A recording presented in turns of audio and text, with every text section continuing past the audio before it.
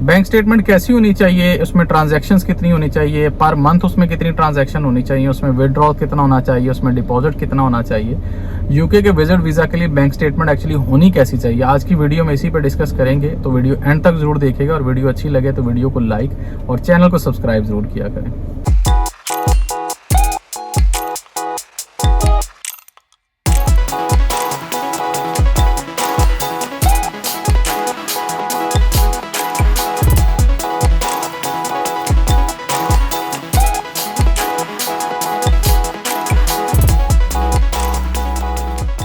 अस्सलाम वालेकुम, welcome back to my channel Shahzain Yasir. आज की वीडियो में बात करेंगे कि यूके का विजिट वीज़ा अप्लाई करने के लिए जो मोस्ट इंपॉर्टेंट चीज़ है वो है आपकी बैंक स्टेटमेंट। तो बैंक स्टेटमेंट किस तरह की होनी चाहिए, कितनी होनी चाहिए, उसमें ट्रांजैक्शंस आपने किस तरह करनी है और उसमें विड्रॉ कैसे कर रहे हैं, इस सारी बातों पे डिस्कस करेंगे आज की वीडियो में। सबसे पहले तो मेन जो चीज़ है वो आपको बता दूं कि बैंक स्टेटमेंट आपका जो क्लोजिंग बैलेंस बेसिकली होता है, जब आप स्टेटमेंट निकलवाते हैं उसका क्लोजिंग बैलेंस वो कितना होना चाहिए यूके का विजिट वीज़ा अप्लाई करने के लिए। तो अगर आप सिंगल पर्सन है, अगर वन पर्सन अप्लाई कर रहा है यूके का विजिट वीज़ा, तो आजकल के पाउंड के रेट के हिसाब से एटलीस्ट 15 लाख से ज़्यादा होने चाहिए। 18-20 हो तो वो ज़्यादा बेहतर होंगे। 18 से 20 लाख रुपए अगर हो तो वो एक अच्छा क्लोजिंग बैलेंस कंसिडर किया जाता है। और अगर आप फैमिली के साथ विजिट वीज़ा अप्लाई करने जा रहे हैं यूके का, तो उसके लिए आपकी बैंक स्टेटमेंट, अगर आप 2 पर्सन हैं या आपके साथ एक बच्चा है या 2 बच्चे हैं, तो फिर एटलीस्ट जो है आपकी बैंक स्टेटमेंट वो 30 लाख अबव लाजमी होनी चाहिए। 30 लाख 35 लाख इतनी हो तो वो एक अच्छी स्टेटमेंट कंसिडर की जाएगी। तो ये बात तो होगी कि आपका क्लोजिंग बैलेंस कितना होना चाहिए, क्योंकि ये बड़ा क्वेश्चन ऐसा है कि फ्रीक्वेंटली पूछा जाता है कि मेरे पास इतना बैलेंस है या मेरी स्टेटमेंट इतनी है तो क्या मैं यूके का विजिट वीज़ा अप्लाई कर सकता हूँ। तो जो सिंपल स्टेटमेंट है, अगर आप एक बंदा अप्लाई करा तो एटलीस्ट 15 लाख तो आपके अकाउंट में होने चाहिए।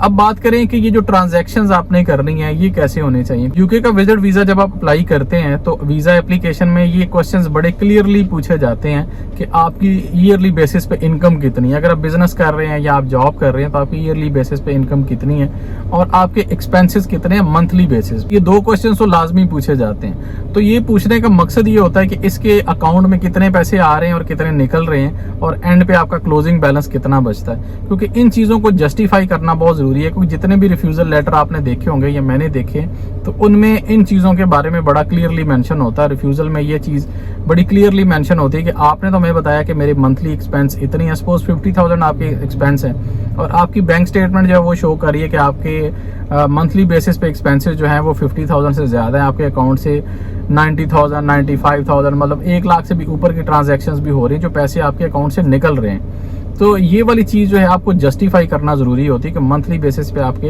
एक्सपेंसेस कितने हैं, क्योंकि वो देखते हैं आपने टूर पे कितने पैसे लगाने हैं वो भी आपने मेंशन करने होते हैं वीज़ा एप्लीकेशन में।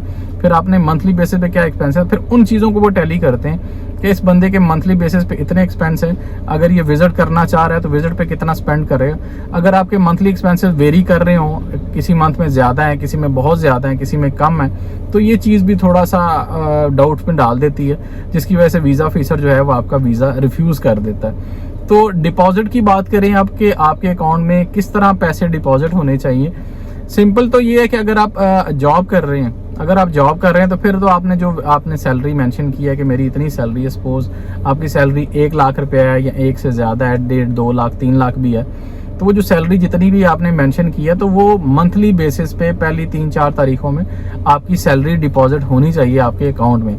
इसके अलावा कुछ लोग अपना साइड बिजनेस भी शो करते हैं, जैसे कोई रेंटल इनकम्स हो गई या कोई और बिजनेस शो करते हैं। तो जो भी आप बिजनेस शो कर रहे हैं उसका आउटकम जब आप मेंशन करते हैं अपनी वीज़ा एप्लीकेशन में, तो वो चीज़ें आपकी स्टेटमेंट में भी शो होनी चाहिए। सपोज आप कहते हैं कि मुझे 1 लाख रुपए रेंट आता है और आप वो रेंटल एग्रीमेंट भी अटैच कर देते हैं, लेकिन वो 1 लाख रुपए रेंट आपकी स्टेटमेंट में कहीं पे भी शो नहीं हो रहा होता, तो इसकी वजह से भी वीज़ा समटाइम रिफ्यूज़ हो जाता होता है। तो जो भी आपने चीज़ बतानी है, अपनी पे के बारे में बताना है या आपने अपने बिजनेस के बारे में बताना है कि मेरे बिजनेस का ईयरली टर्न आउट इतना है, तो वो चीज़ें आपकी स्टेटमेंट में शो भी होनी चाहिए। तो ये बड़े क्लियर से क्वेश्चंस होते हैं, तो इस सिनेरियो को थोड़ा समझने की ज़रूरत होती है। कोई स्टेटमेंट पे बहुत ज़्यादा फोकस करते हैं यूके का विजिट वीज़ा देते हुए वीज़ा ऑफिसर जो है, तो आपकी स्टेटमेंट एक अच्छी स्टेटमेंट होनी चाहिए, रनिंग स्टेटमेंट होनी चाहिए कि उसमें पैसे डिपॉजिट भी हो रहे हों और उससे विदड्रॉ भी हो रहे हों। अब बड़ी एक इम्पॉर्टेंट बात है कि अगर आपकी स्टेटमेंट में कोई बड़ी ट्रांजैक्शन हुई है, सपोज कोई 2 लाख 3 लाख की भी बड़ी कोई ट्रांजैक्शन हुई है या इससे भी बड़ी ट्रांजैक्शन हुई है, तो उस चीज़ को आपने अपने कवरिंग लेटर में ज़रूर मेंशन करना है कि ये पैसे कहाँ से आए थे, या अगर उसमें से पैसे निकले हैं तो वो कहाँ पे गए हैं, कि वो एक्सपेंस आपने किस चीज़ का किया है। तो ये चीज़ें आपने क्लियरली मेंशन करनी होती है अपने कवरिंग लेटर में, क्योंकि कोई भी बड़ी ट्रांजैक्शन को लेके आपका वीज़ा रिफ्यूज़ हो सकता है। मैंने काफ़ी रिफ्यूज़ल लेटर देखे कि उसमें अगर कोई बड़ी ट्रांजैक्शन आपने कर दी है, चाहे आपने कोई 2 लाख की 3 लाख की या इससे भी बड़ी ट्रांजैक्शन की है, तो उसी चीज़ को वो मेंशन करके आपका वीज़ा रिफ्यूज़ कर देते हैं। तो मशवरा तो यही है कि अगर आपने कोई बड़ी ट्रांजैक्शन आपके अकाउंट में हुई है और जो स्टेटमेंट आप अटैच कर रहे हैं अपने वीज़ा एप्लीकेशन के साथ, तो बड़ी ट्रांजैक्शन को ज़रूर मेंशन करें। अपने वीज़ा एप्लीकेशन में भी कर सकते हैं और अपने कवरिंग लेटर में भी कर सकते हैं। बाकी यूके का विजिट वीज़ा हासिल करने के लिए कोई शॉर्टकट नहीं है कि आप इकट्ठे पैसे एक ही दफ़ा अपने अकाउंट में डालें और एक स्टेटमेंट निकाल लें और बताएं कि जी मेरा जो क्लोजिंग बैलेंस है वो तो 50 लाख है या 60 लाख है। स्टेटमेंट कितने मंथ्स की चाहिए होती है? नॉर्मली जो स्टेटमेंट है यूके का विजिट वीज़ा अप्लाई करने के लिए तो वो 6 मंथ्स की रिक्वायर्ड होती है, लेकिन 6 मंथ से कम की स्टेटमेंट भी चल जाती है। लेकिन स्टेटमेंट जैसा कि मैंने बताया कि एक मेंटेन स्टेटमेंट होनी चाहिए, रनिंग स्टेटमेंट होनी चाहिए, जिसमें आपके एक्सपेंसेस और आपका जो इनकम है वो क्लियरली मेंशन होनी चाहिए। अगर रनिंग स्टेटमेंट है तो 3 मंथ्स की स्टेटमेंट भी चल जाती होती है, लेकिन वो अच्छी स्टेटमेंट होनी चाहिए।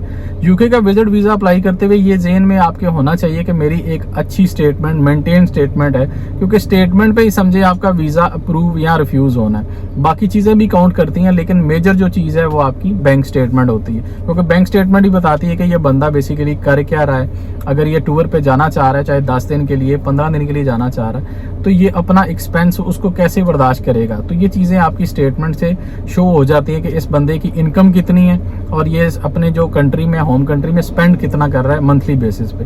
तो इन्हीं चीज़ों से वो अंदाज़ा लगा लेते हैं कि ये बंदा वाकई जेन्युइन ट्रैवलर है या ये बंदा सिर्फ वीज़ा लेना चाह रहा है और जाके ये वापस नहीं आएगा अपने होम कंट्री में।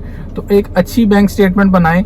मैं हमेशा अपनी वीडियोस में कहता हूं कि थोड़ा सा वेट ज़रूर कर लें और अच्छे तरीके से सारे डॉक्यूमेंट्स को अपने गैदर करें, स्पेशली अपनी बैंक स्टेटमेंट पे बहुत ज़्यादा फोकस करें। अच्छी स्टेटमेंट के साथ वीज़ा अप्लाई करें ताकि आपका वीज़ा रिफ्यूज़ ना हो। तो ये थी जी आज की वीडियो बैंक स्टेटमेंट के बारे में कि यूके का विजिट वीज़ा अप्लाई करने के लिए बैंक स्टेटमेंट कैसी होनी चाहिए और कितनी होनी चाहिए, क्योंकि ये क्वेश्चन बड़ा फ्रीक्वेंटली पूछा जा रहा होता है। कमेंट्स में भी मुझे अब ईमेल्स भी आ रही हैं लोगों की। अगर आप भी यूके का विजिट वीज़ा अप्लाई करना चाह रहे हैं और मेरे थ्रू अप्लाई करना चाह रहे हैं तो ये मेरा ईमेल आईडी है, इस पर आप मुझसे रब्ता कर सकते हैं। तो ये थी जी आज की वीडियो। होपफुली आज की वीडियो आपके लिए इन्फॉर्मेटिव रही होगी। वीडियो अच्छी लगी है तो वीडियो को लाइक ज़रूर कर दिया करें और कमेंट्स में अपना फीडबैक ज़रूर दे दिया करें। अगर आपका कोई क्वेश्चन है तो कमेंट करें, मैं आपको होपफुली उसका आंसर ज़रूर करूँगा। तो मिलते हैं नेक्स्ट वीडियो में, तब तक के लिए अल्लाह हाफिज़। I feel like I'm losing my mind. Is everybody in the world blind? Please Lord give me a sign, a sign.